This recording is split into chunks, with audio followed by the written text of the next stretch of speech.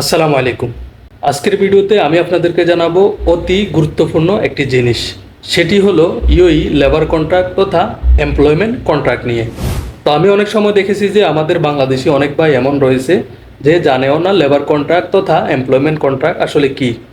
ভিডিওর শুরুতে আমি আপনাদেরকে বলে দিতে চাই, আপনারা যখন ইউইতে কোনো কোম্পানির আন্ডারে চাকরিতে জয়েন করছেন, সেটির প্রথম ধাপ হচ্ছে আপনার এই লেবার কন্ট্রাক্ট তথা এমপ্লয়মেন্ট কন্ট্রাক্ট।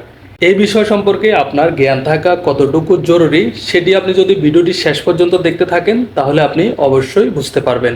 সংযুক্ত আরব আমিরাতের লেবার ল সম্পর্কে না জানার কারণে আমরা অনেক সময় অনেক সুযোগ সুবিধা থেকে বঞ্চিত হয়ে থাকি।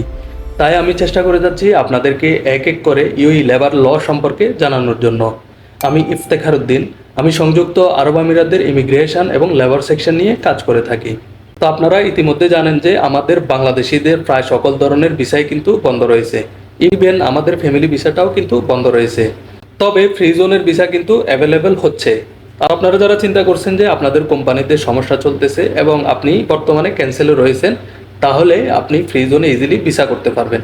অথবা আপনারা যারা চিন্তা করছেন যে আপনারা ফুড ডেলিভারিতে কাজ করবেন, যেমন তালাবাদ এবং আমেরিকান কোম্পানিগুলোতে, সেক্ষেত্রে আপনি এখানে দেওয়া নাম্বারটিতে যোগাযোগ করতে পারেন।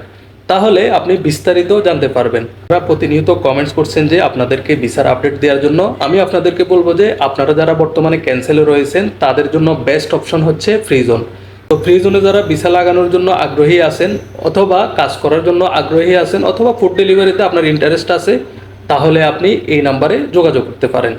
তো চলুন এখন আমাদের মূল টপিকে ফিরে যাওয়া যাক। আপনি যখন ইউইতে কোনো কোম্পানিতে জয়েন করতে যাবেন, তাহলে সর্বপ্রথম আপনাকে যে জিনিসটি দেখতে হবে সেটি হচ্ছে লেবার কন্ট্রাক্ট তথা এমপ্লয়মেন্ট কন্ট্রাক্ট। 2022 সালের আগে কিন্তু লিমিটেড এবং আনলিমিটেড দুই ধরনের চুক্তি হতো। 2022 সালের পরে নতুন লেবার আইনে সব কন্ট্রাক্টই এখন ফিক্সড টার্ম কন্ট্রাক্ট হয়ে গিয়েছে। এর মেয়াদ হবে সর্বোচ্চ 2 বছর। তবে এরপরেও চাইলে এটি নবায়ন করা যায়। তো আপনাদের সাথে হওয়া এই চুক্তিতে সাধারণত প্রথমে যেটি থাকে সেটি হচ্ছে আপনার নাম, আপনার জাতীয়তা এবং আপনার ঠিকানা। এরপর যেটি থাকে সেটি হচ্ছে কোম্পানির নাম এবং কোম্পানির তথ্য। এরপর যেটি থাকে সেটি হচ্ছে আপনার কাজের ধরন এবং আপনার পদবি। এরপর যেটি থাকে সেটি হচ্ছে আপনার কর্মস্থান তথা লোকেশন। এরপর যেটি থাকে সেটি হচ্ছে আপনার বেতন ভাতা এবং সুযোগ সুবিধা কি থাকবে সেটি। এরপর যেটি থাকে সেটি হচ্ছে আপনার সাথে হওয়া চুক্তির মেয়াদ কতদিন থাকবে সেটি। এরপর যেটি থাকে সেটি হচ্ছে আপনার নোটিস পিরিয়ড এবং আপনার প্রবেশন পিরিয়ড। তো এখন হয়তো অনেকে প্রশ্ন করবে যে নোটিস পিরিয়ড কি এবং প্রবেশন পিরিয়ড কি। ইতিমধ্যে অনেকে কমেন্টস করেছেন যে এই নোটিস পিরিয়ড এবং প্রবেশন পিরিয়ড সম্পর্কে বিস্তারিত জানানোর জন্য।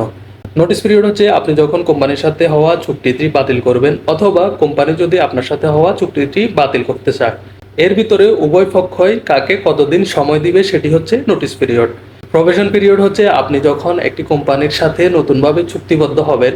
তো যেহেতু আপনি একটি নতুন কোম্পানিতে জয়েন করেছেন, সেই ক্ষেত্রে আপনি অনেক বিষয় হয়তো নাও জানতে পারেন।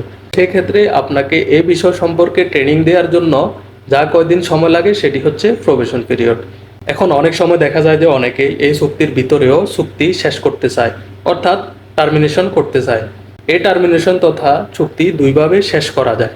প্রথমত হলো নিয়োগকর্তা যদি চুক্তি শেষ করতে চায়, এবং দ্বিতীয়টি হলো কর্মী যদি চাকরি ছাড়তে চায়। এমপ্লয়মেন্ট কন্ট্রাক্ট তথা লেবার কন্ট্রাক্টটি হলো কর্মজীবনের একটা ভিত্তি।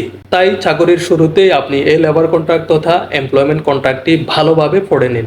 নিজে যদি পড়তে না পারেন তাহলে যারা বুঝে, যারা জানে, তাদের থেকে আপনি এটি ভালোভাবে পড়িয়ে নিন। মনে রাখবেন, চুক্তিতে যদি আপনি একবার সিগনেচার করে ফেলেন তাহলে এটি আপনি আইনগতভাবে দায়বদ্ধ থাকবেন। তো আশা করি আজকের ভিডিওটি দেখার পর ইউই লেবার কন্ট্রাক্ট তথা এমপ্লয়মেন্ট কন্ট্রাক্ট সম্পর্কে আপনি বিস্তারিত ধারণা পেয়ে গিয়েছেন। তারপরেও যদি আপনাদের মনে কোনো রকম প্রশ্ন থাকে অথবা কোনো জায়গায় বুঝতে সমস্যা হয়, আপনি কমেন্টস বক্সে সরাসরি কমেন্টস করে ফেলুন। ভিডিও কেমন লেগেছে সেটি কমেন্টস বক্সে জানিয়ে দিন। এই পর্যন্ত যারা দেখছেন তারা অবশ্যই ভিডিওটি একটি লাইক করে দিন, এবং আমার আইডিতে যদি নতুন হয়ে থাকেন তাহলে আইডিটি অবশ্যই ফলো দিয়ে রাখুন।